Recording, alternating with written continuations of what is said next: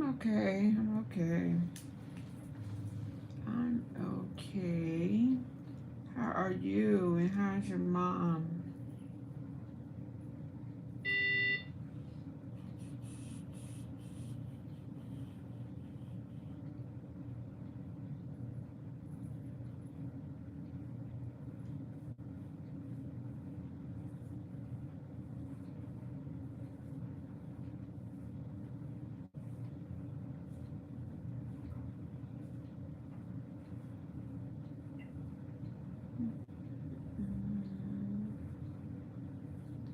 I'm okay. They just gave me some Benadryl, so I can probably sound like I'm about asleep now. So I'd probably be knocked out in a minute. How's your mom doing?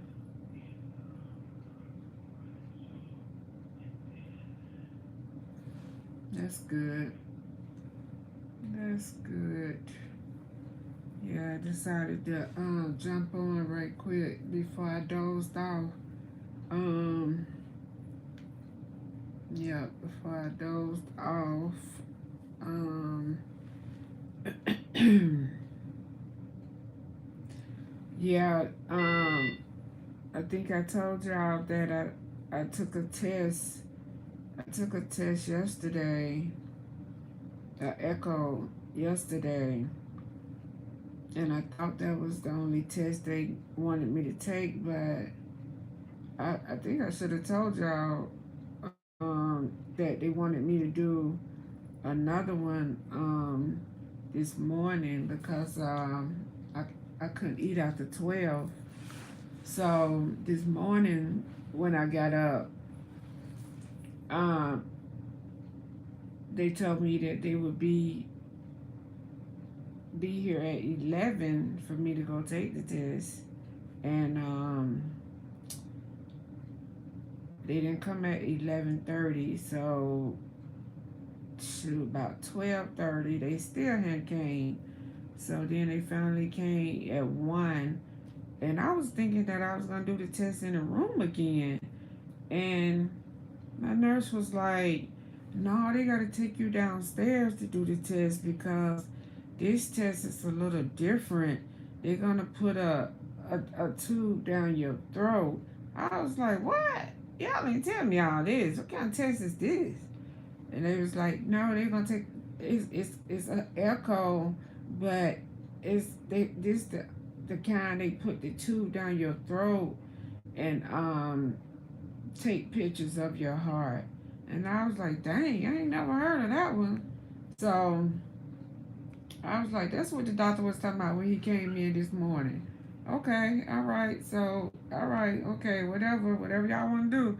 I said, so y'all must be putting me to sleep to put a tube down my throat, cause y'all ain't gonna be able to just put no tube down my throat while I'm woke. So I went downstairs and they did put me to sleep. They put me to sleep and the test didn't take but about 10 minutes. So they did had an anesthesiologist to come. But when he came, my IV was messed up that they had gave me in the emergency room. The IV was messed up. So hey Tracy, how you doing? Thanks for coming in. The IV was messed up that they had gave me in the emergency room, so they had to give me another IV. And y'all already know what the deal is with me and these IVs. So they had to stick me one, two, three, four. Not to mention when they stuck me, you know how they stick you to put an IV in, and they move the needle around trying to get the vein. I'm not gonna even count those times. So they had to stick me like 5 times.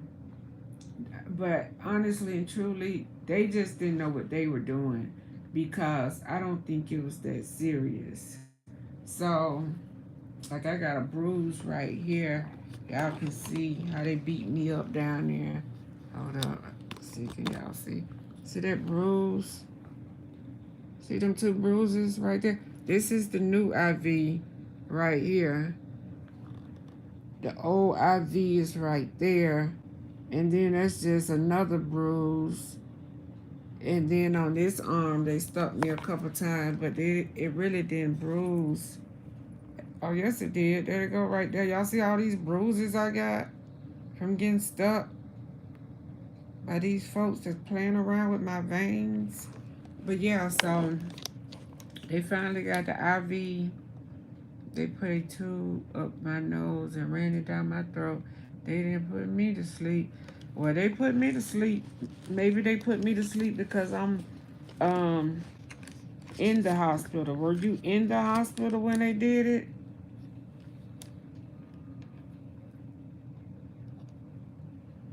Yeah, they was using the butterfly when they did it.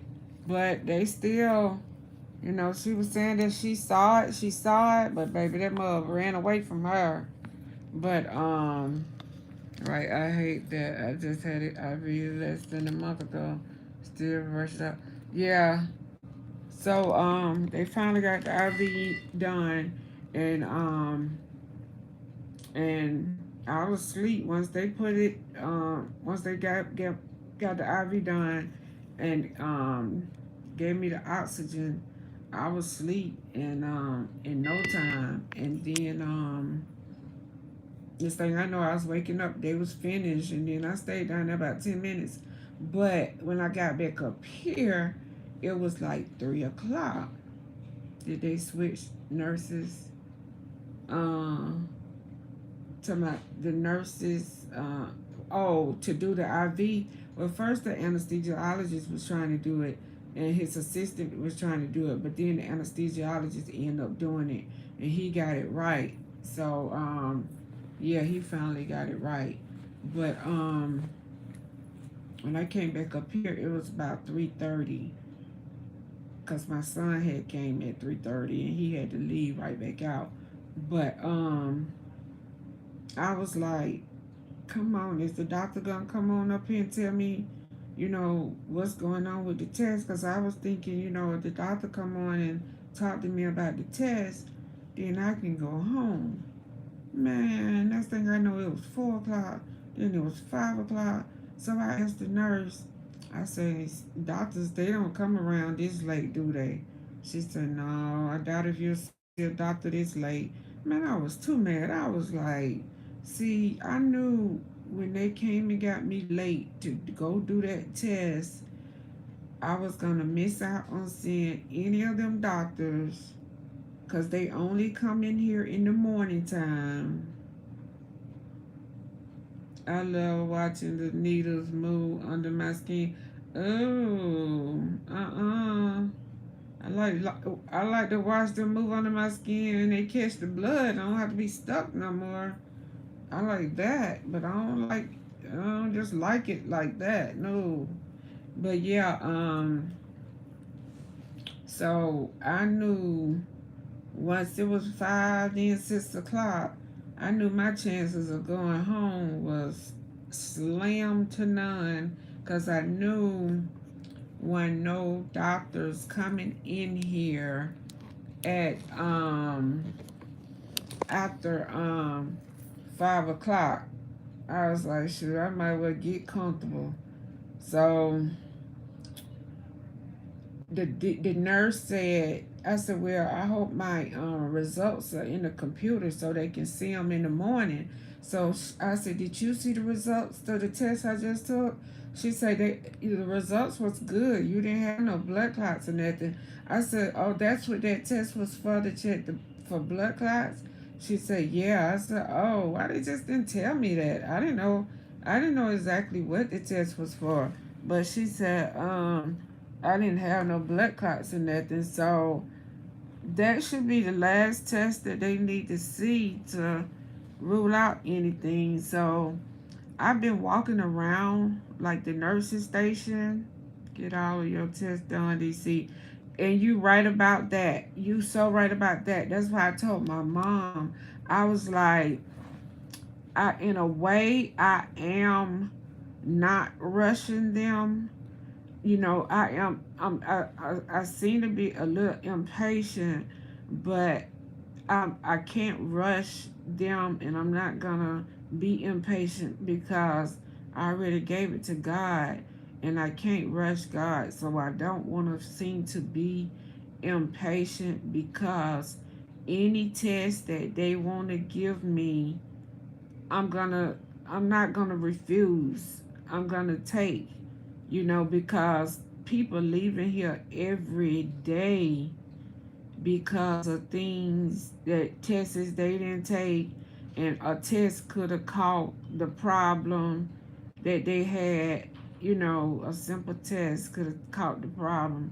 So I said, I'm not going to, be trying to rush to get out of here, even though I am ready to go home. But I thank God that the things at home are being taken care of, by my sons, and, other people are looking out for me. And I thank God that I have those people to help, do what they're doing for me, so that, things in my life, could run smoothly. But yeah, any test that they want to give me, you know, hey, I'm here for it. But uh, I think they was just trying to rule out a lot of things with my heart, and then my kidney function. They were saying it was a little high, but he did tell me this morning that that number went down after they had given me the LASIK so that I could pee. So that number went down, and it went down to a number that it normally is. So yeah, so I'm like, boy, I tell you, yeah, it ain't one thing, it's another. But I ain't complaining because I haven't been in the hospital in a long time, so I've been doing real good. So I am not complaining. I just don't like to feel um, uncomfortable. But I have been walking. I have been walking around the nurses stations around this area, because this area right here is real quiet. Um, it's real quiet up here. Um, this it's just quiet up here. So I've been walking around the nurses station trying to make sure I'm not laying in the bed getting, you know, lazy or nothing like that. But I've been getting up to pee like every so often. So, but yeah, I've been going out there walking. Hopefully, it's not as bad as Vegas hospital had pneumonia and a mild heart attack, as they said. But they ended up canceling my stress test. They had me in there for 4 days, so I don't know. Not surprised they had given me a stress test though. Bray Wyatt, one of my favorites, WEE, passed away 36 years old. He had a heart problem and left his defibrillator. Oh wow, that's a wrestler. Left it by his bedside, and passing his sleep.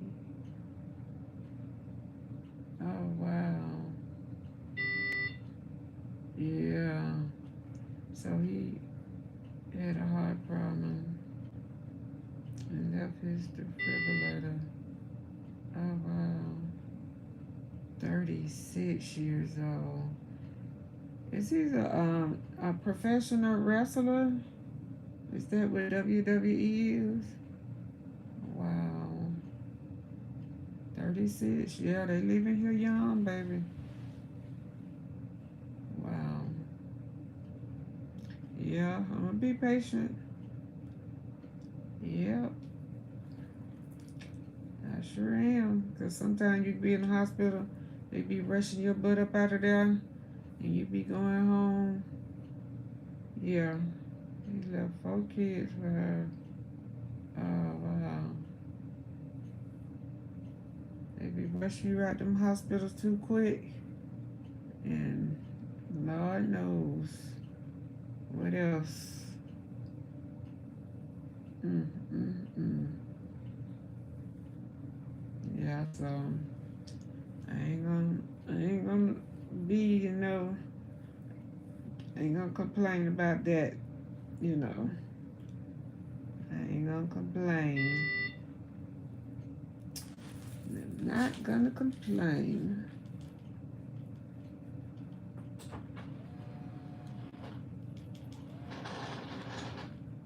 Let them do all the tests they want to do. Y'all, I ain't even ate my food today. My son had brought me some food. This is my food for today. It looked like a TV dinner.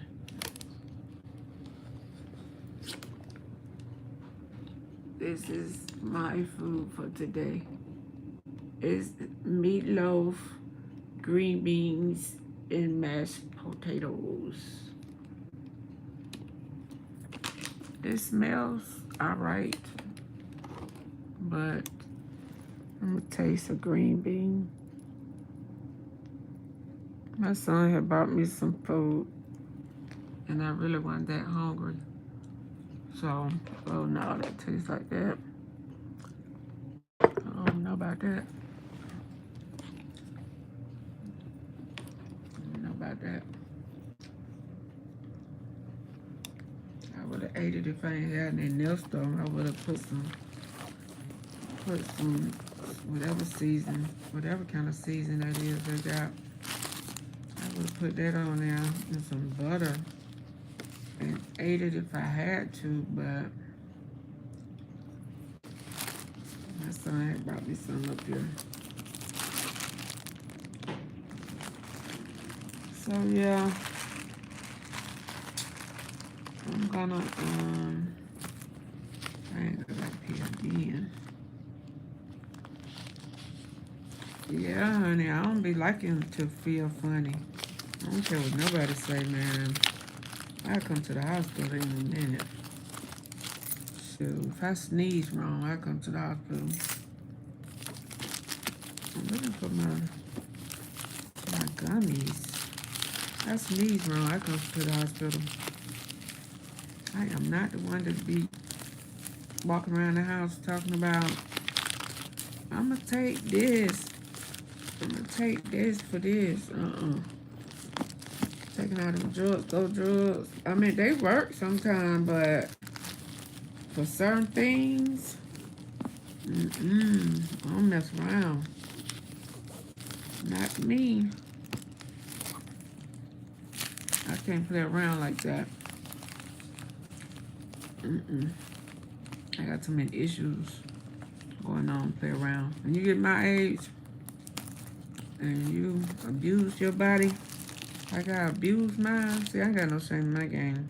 You abuse your body like I abuse mine, ate everything, you know, didn't eat right when you're young. You take care of your body when you're young. It don't catch up with you when you get to be my age. It will catch up with you.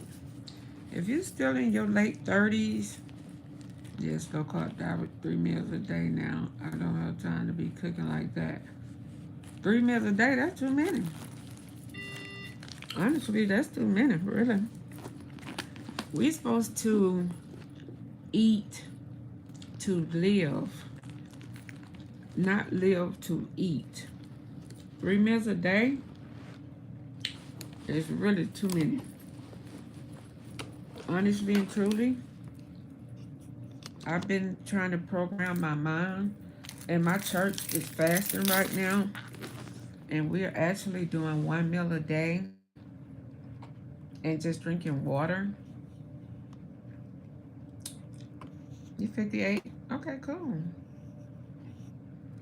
We're doing 1 meal a day, but that 3 meals a day stuff is what man came up with, but really, we got to program our bodies to eat just enough to be able to live.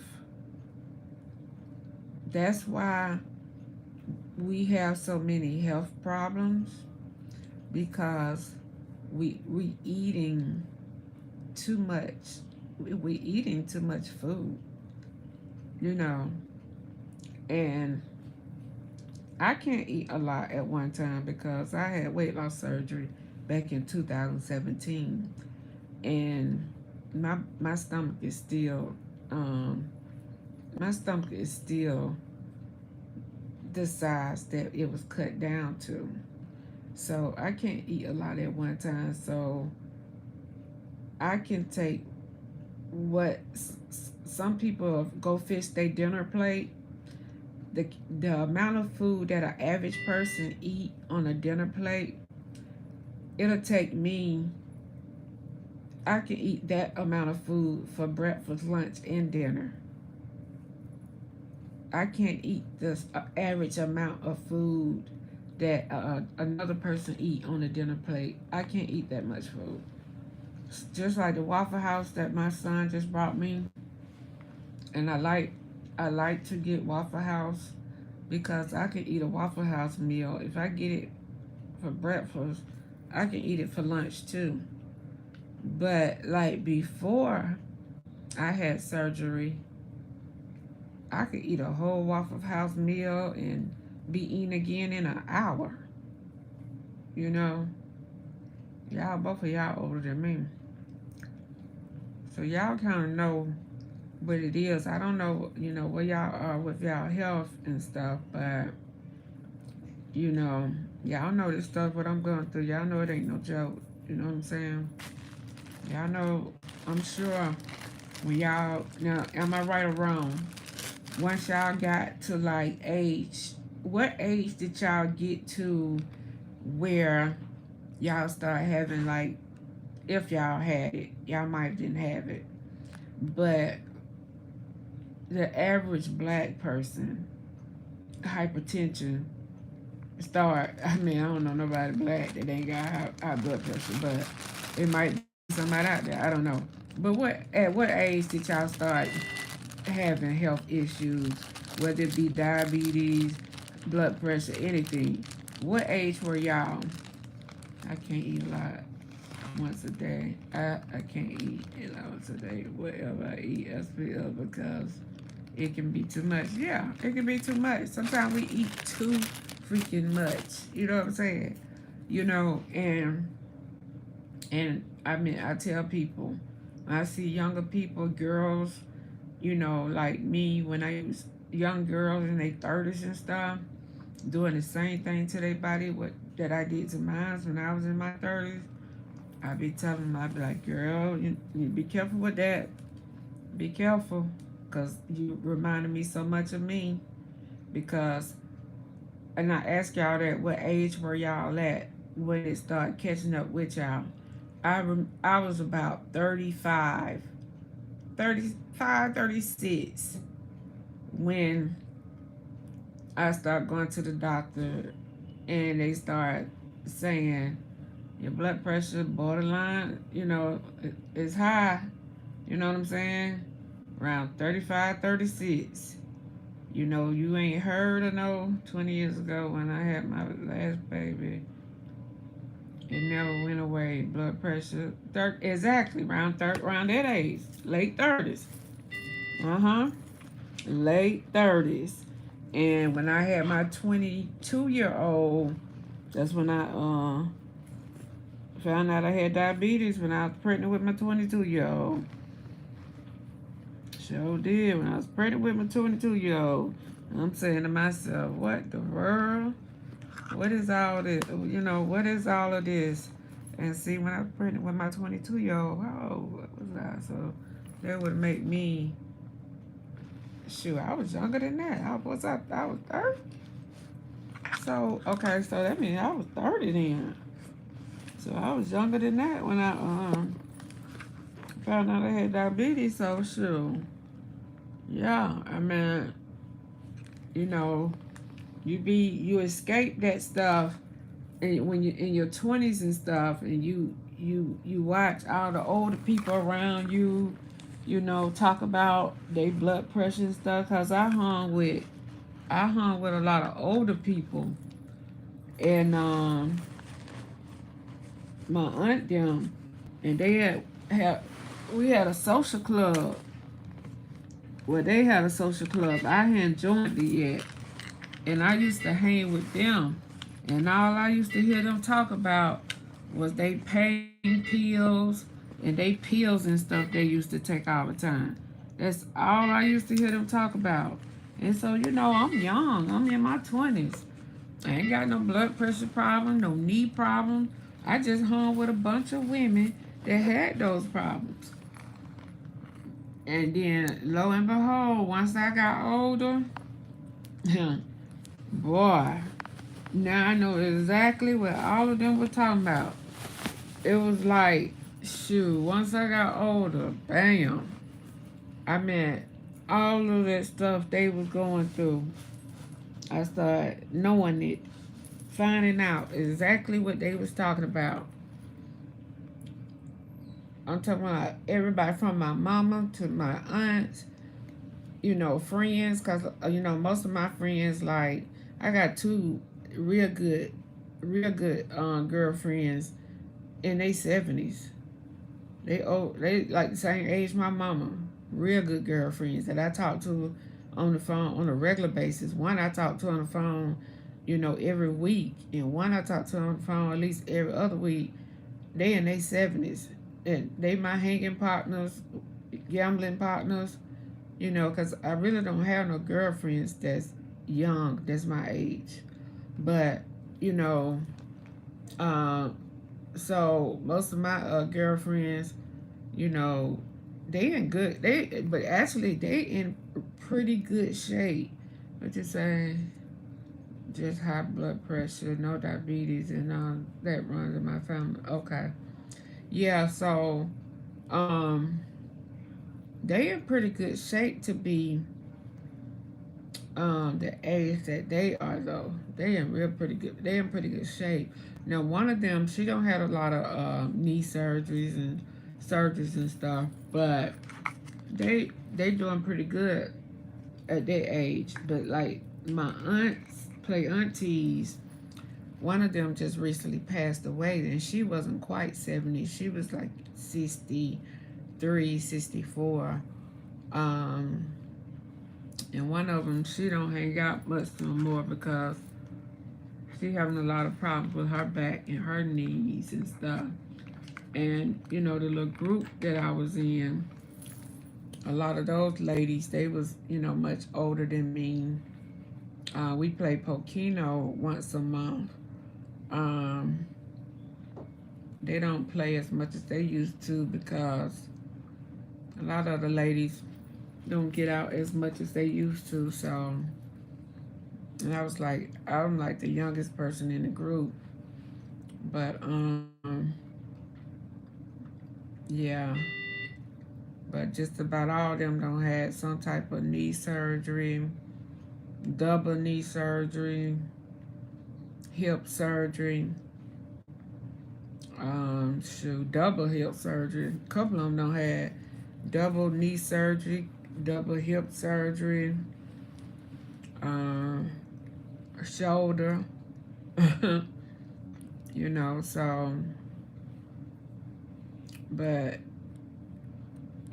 but like what I was saying was a lot of young people, because I know when I was young and I looked at them, I was like, shoot, I just didn't know how blessed I was and what I should have been doing when I was young, seeing them going through so much.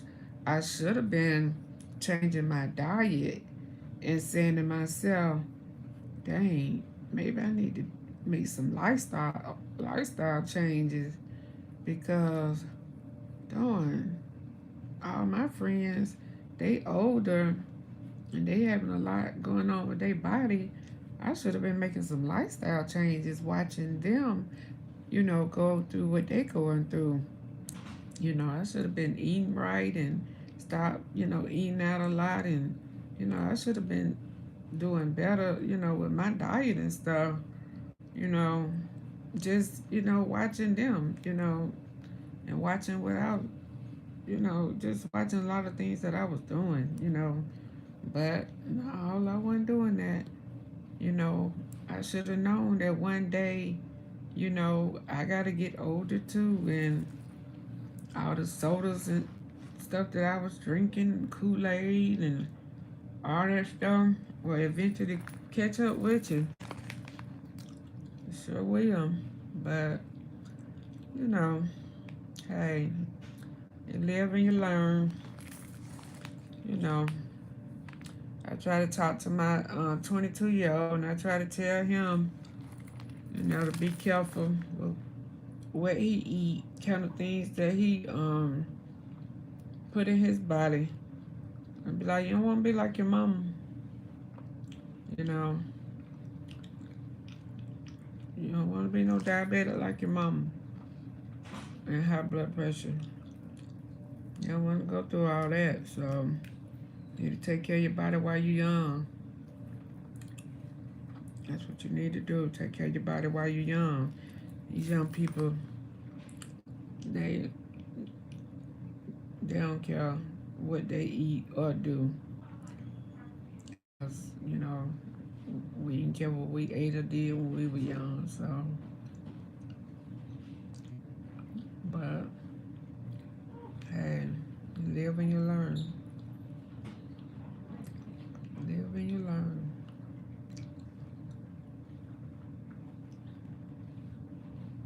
Yeah. So, all I do is just pray and trust God. One thing I used to pray, I just pray, ask God, just don't take me out of here before my children grow old enough to take care of themselves. That was my prayer when I first found out I was a diabetic. I got scared. I was like, man, oh my God. But I used to pray and I was like, Lord, I just want to live to see my children become adults where they can take care of themselves. And my children, they are adults. And I have given them tools to take care of themselves. And I'm giving them tools every day. You know, I still have, more things to teach them. So, but I mean, we all have to leave here. Hey, Angel Edwards, how are you, love? Yeah, when they grown on their own, you just thank God my children are grown. And if you've given them the tools and showed them how to be out on their own and be sufficient. My 22-year-old still live with me, but I'm still showing him every day now. Look, I might pop up one day and be like, look, I'm going to get me an RV and I'm getting ready to get rid of this house, get rid of all this stuff in this house, and I'm getting ready to hit the road, Jack. Where you going to live? Yeah, my 22-year-old, he said something to me about moving to New York with his friend that just graduated from college in New York, and they're gonna start a photography studio. I was like, oh, good. And I was saying to myself, good, I can start my little project early, what I want to do. And then the other day I asked him, I said, so what's going on with New York? He told me, I changed my mind. I think I'm just gonna uh, turn the basement into my own studio, photography studio. I was like, well, dang, you know, I don't got my hopes up, but I'm still gonna work on my little project that I got planned for my future. But I'm, in the process of letting him know, like, hey, you know, this house, the only thing about downsizing now, yes, I'm glad all my kids are grown. My youngest is 20, oldest is 41. Now I have a 6 and 3-year-old still home, 23, 22, 20, and I'm ready to be by myself. Right.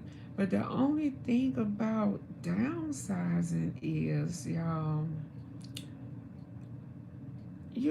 I talk to people when I go out to, places and stuff, and they telling me they paying the same thing I'm paying for a 4-bedroom house with three three bathroom, 3.5 bathrooms. Well, really, it's 4 bedrooms, 2.5 baths, with a full basement with a bedroom, bath. They paying the same thing I'm paying for a 2-bedroom apartment, 2-bedroom, 2-bath apartment. That's what they telling me they paying. And I'm like, what? And that's one person I talked to. Now it was on a nice side of town. It was on a nice side of town. And I was like, are you serious? And these are apartments. They was nice apartments now. They was, they was nice. The area was nice. And then I talked to this other lady. She's a lawyer. She said she sold her house and moved in this apartment building, thinking that's what she wanted to do. She said, no, when this lease is up in 6 months, I am moving back to somewhere where she said she was from. She said, I'm moving back and find me another house because I cannot do this apartment living. She said she cannot do the apartment living. She said she want her house back. She said she don't like. I said, no, what, you don't like looking in people's face? See, it's different when you are already in an apartment and you used to that. But when you used to coming out your front door, you ain't got to look in nobody's face. You can walk to your car, whether your car is parked outside or your car is parked in the garage. You can walk out in your car. You can go outside with your pajamas on, get in the car, run up the street, go through the drive-through, get you a sandwich and come back. You know what I'm saying? You can do that kind of stuff when you're in the house. Or, you can leave out your house. You ain't got to look in nobody's face, you know. Or some of these apartments, you got nasty people that don't pick up their trash, don't clean up behind themselves. You got to deal with that. I, I don't even like to look at my neighbor yard if it ain't cut. That's a pet peeve of mine when my neighbors don't cut their grass, and I think everybody in the community feel that way. So I definitely don't want to see nobody trash when I'm walking in an apartment building, So it's like I couldn't do it. And then my sister, she live in an apartment building down in off West Paces Ferry. And if y'all know anything about Atlanta, that's an expensive part of Atlanta. And she said that she just don't like it down there no more because there's so many homeless people be down there and they be peeing everywhere. And it's like, that pee be in it. She said that pee smell be in the air when you walk out the building. I said, shut up. I said, it don't be inside y'all building, do it? She said, well, it be so close to the building, you can almost smell it in the building. I said, oh no, I have a 5 bedroom like you. Said, 1 bedroom is just as much. Told the owner that I wanted to move. And that's the first thing she said to me, that I'm better off here. Exactly. That's what I was thinking. I was like, even when I thought about the utilities and stuff, I was like, shoot. When you think about, you got the smell. Everybody, everybody smoking weed now. So if you got 4 people that live around you better believe at least 3 of them gonna be smoking weed. So you gotta smell everybody weed.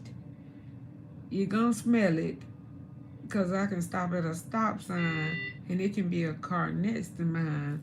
And if they smoking weed, you gonna smoke some too, because you definitely gonna smell it.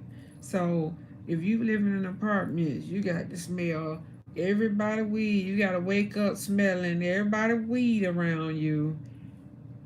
Then the noise, the music, that's just, I got to thinking, I was like, I'm about to get me an RV, uh, go get something else. I've been looking into some other projects. I'm like, okay, a skunk weed, okay. So I'm like, yeah, you be better off where you at, 5 bedroom with 2, 3 people living in the house, so that's why I said my son left. I was gonna leave too, and I kept saying, I've been saying for the last 3 years, if my 22-year-old end up leaving home, then I was leaving too, and I was going somewhere and get me a 2 bedroom, 2 bath. But when I got to talking to people, I was like, oh Lord, I guess I better stop saying that, 'cause that ain't sounding too good at all. Right, that's how it is here, legal. So it's very everywhere. Oh, it's legal where you live. So exactly, it's every freaking where.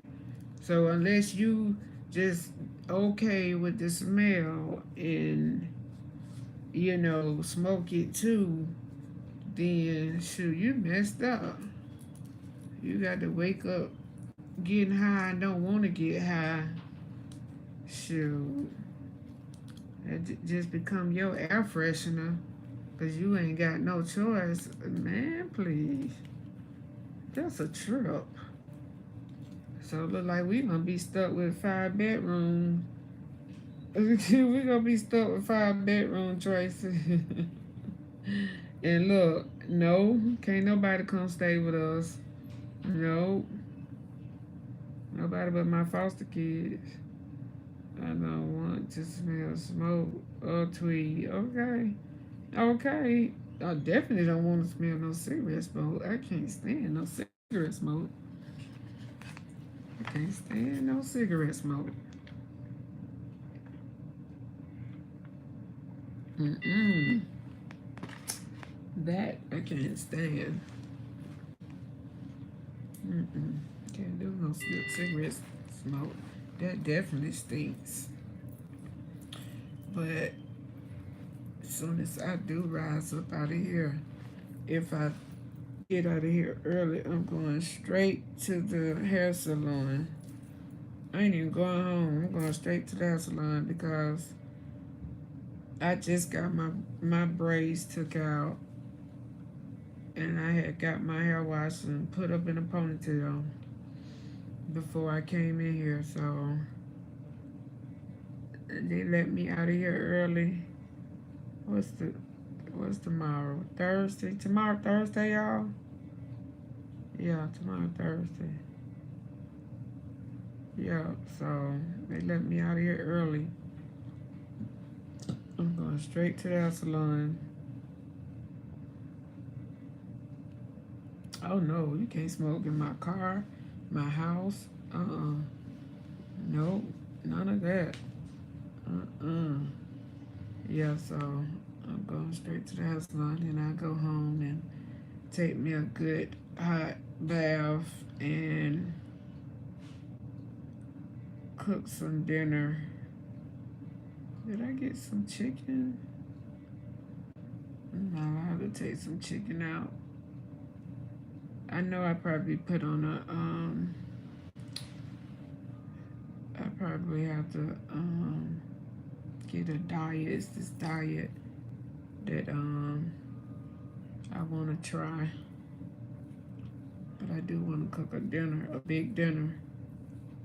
I ain't cooked a good dinner in a while, so I probably cook a good dinner that I can put in the refrigerator and last for a couple days. Yep. Yep. So that's my plans. That's my plans. Yep.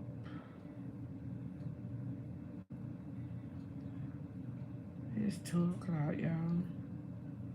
Oh, I've been going to sleep since I've been in here. I guess because I be dozing off during the daytime. But I didn't doze off today because I had went downstairs. But I ain't gonna hold y'all too much longer. It was good talking to y'all. But I would keep y'all posted. If they let me go early, like I said, I'm gonna go get my hair washed and pressed. And if I come live, it'll be probably late. It'll probably be late. I think I like the late night shift because that way nobody else is on live. Nobody else is on live, so I won't have to worry about bumping heads with nobody. Although I don't get too many people to come on anyway. But it's okay. But if I do go home and cook now, I might. No, if I cook, I do a video. I won't do a live, I do a video. But yeah, so I'm gonna let y'all go to sleep, and I'm gonna use the restroom one more time before I go to sleep. And I get ready to use the restroom. I have to unhook all this stuff. I have to unhook this, they got this heart monitor on, the heart monitor, this thing. Okay, thank you, Angel. I had one from last night too. I gotta unhook the little oxygen thing. Put my finger and unhook the blood pressure. My blood pressure it was high when I came in the hospital, but now it is that's low. 128 over 79. Good Lord. That's good. That's perfect. That's a perfect blood pressure. 128 over 79. Y'all see that?